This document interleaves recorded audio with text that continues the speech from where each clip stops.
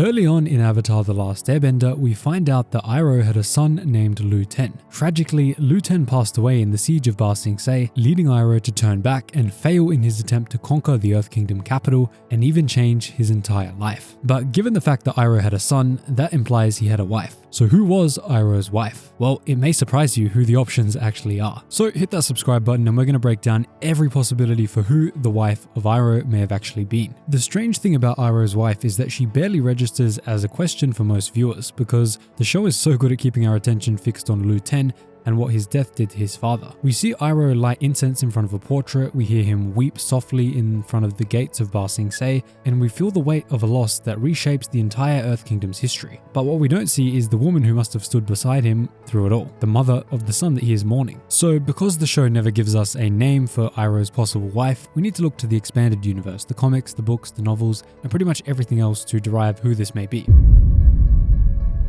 The first and probably most likely possibility is that Iroh's wife was a Fire Nation noblewoman from one of the great houses, married to him through a political arrangement orchestrated by Fire Lord Azulon. Azulon was a man who treated his sons like assets in a long campaign, willing to demand the death of his own grandson to test Ozai's loyalty, and he would have seen the marriage of his crown prince, who was Iroh at the time, as a chance to consolidate power among the noble families. A union with one of the old aristocratic clans, perhaps a daughter of a high-ranking general or a respected sage family, would have given Iroh's eventual reign a steady foundation and given Azulon another lever over the nobility. Now, the reason that this actually makes sense is because this is exactly what happens in the comics. We see that the Fire Nation really use the line of succession as a way to consolidate their own power, and it's the same thing with their bending. Lightning bending was specifically a trait of the royal family of the Fire Nation, and because of that, they tended to only marry within their own family in order to keep the lightning bending within the royal family. For the Fire Nation, arranged marriages among the elite and the nobles were clearly the norm. Now, if she was a Fire Nation noblewoman, the more interesting question becomes, what kind of woman was she? Iroh, even before Lu Ten's death, was already drifting away from his certainties of his nation. He traveled to the Sun Warriors and learned a deeper truth about firebending from the firebending masters Ran and Shaw. He played Pai Sho in a way that suggests serious study of foreign strategy, and he carried himself with a softness that the rest of his family seemed to find embarrassing. A wife who simply mirrored Azulon's worldview would have made his quiet rebellion much harder, so it's reasonable to imagine that she was someone with her own intellectual life, perhaps a scholar or an artist from a noble family that valued learning over conquest. That kind of partner would help explain how Lu Ten grew up to be the warm and well-loved young man whose photograph still sits on Iroh's mantle decades later. And of course, if Iroh's wife was like this would explain why his instinct as a father was always to teach rather than to command.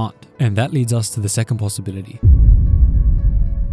And this is the one that the fans tend to find the most romantic, and that is that Iroh's wife had Earth Kingdom heritage in some form. There are a few details of the series that quietly support this idea even if they never really made it explicit. Iroh has an unusually deep affinity for the Earth Kingdom culture. He plays Pai Sho in the Earth Kingdom dialect very fluently, and he chooses Ba Sing Se as the city where he wants to spend the rest of his life once the war is over. The Order of the White Lotus, which he eventually leads, is built on the idea of the four nations being joined together by deeper currents than their surface conflicts, and Iroh embodies that idea more completely than anyone else in the series. A marriage that crossed national lines, perhaps to a woman from a wealthy Earth Kingdom noble family who lived in the Fire Nation as part of a diplomatic exchange during a rare lull in hostilities, would explain the depth of his feeling for a culture that his father and brother openly hated. And in fact, if we look at the novels, we know that people living from other nations in the Fire Nation was very common, especially before the war. We know that air nomads, definitely obviously before the war, were absolutely populous in the Fire Nation capital. There were so many of them. In fact, one of Sozin's family members even married an air nomad, and that was a bit of a rebellion against Sozin for what he was doing with the war. So it's pretty clear that many Earth Kingdom citizens were living in the Fire Nation. So maybe as a diplomat, maybe as a noblewoman living in the Fire Nation on a posting, something like that. That is a clear possibility for how Iroh could have met an Earth Kingdom woman in the Fire Nation. And this version of the story also gives a very different color to his march on Ba Sing Se. If his late wife had grown up in the shadow of those walls, then the original siege carries an unbearable irony. A man laying waste to the city of his own beloved in a pursuit of his father's approval. His return to Ba Sing Se years later as a quiet tea shop owner becomes a kind of pilgrimage, the closing of a circle that he was never able to close while she was still alive. And the warmth he shows the city's ordinary people starts to read as something more personal than simple compassion. And that leads us on to the third possibility.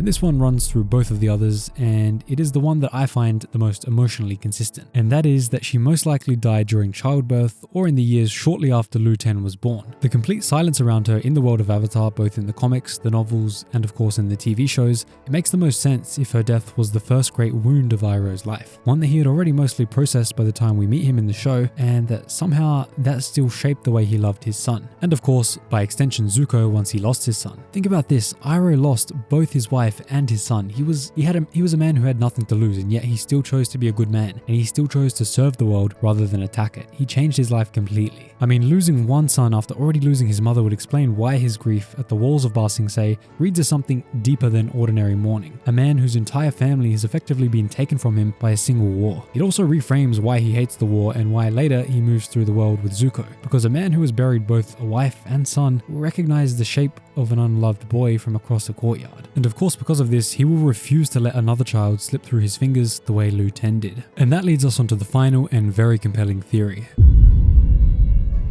So the Order of the White Lotus is older than Iroh, and its members are scattered across the 4 nations, which means he almost certainly had a way into the Order before he was a fully formed adult. A wife with quiet ties to the White Lotus, whether through her own family or through a teacher that she had studied under, would explain how a Fire Nation prince could come to take the philosophy of the Order so deeply to heart. She would simply need to be a woman who had grown up with the idea that wisdom matters more than conquest. A woman who passed that idea on to a husband who was already hungry for something larger than his father's brutal empire. When you put these threads together, a fairly coherent picture starts to emerge. The most likely version of Iroh's wife is a Fire Nation noblewoman from a learned family, possibly with some Earth Kingdom blood, or at least some Earth Kingdom education somewhere in her background, who introduced Iroh to a softer and more international way of thinking before she died young and left him alone with their son. Every later choice that defines Iroh as a character becomes easier to understand once you imagine her sitting in the empty space that the show keeps leaving for her, and we see this through his refusal to behave like a normal Fire Nation prince at court, his decision to travel wildly after Lu Ten was born, and his final retreat to the city that he had once tried to conquer. If we were to take something from all of these theories, it's that the man we met in the show is the man that she helped shape. I have absolutely no doubt that Iroh was heavily influenced by his wife, whoever she may have been, wherever she may have come from. I believe her philosophy and her wisdom probably imparted something on Iroh that made him look deeper,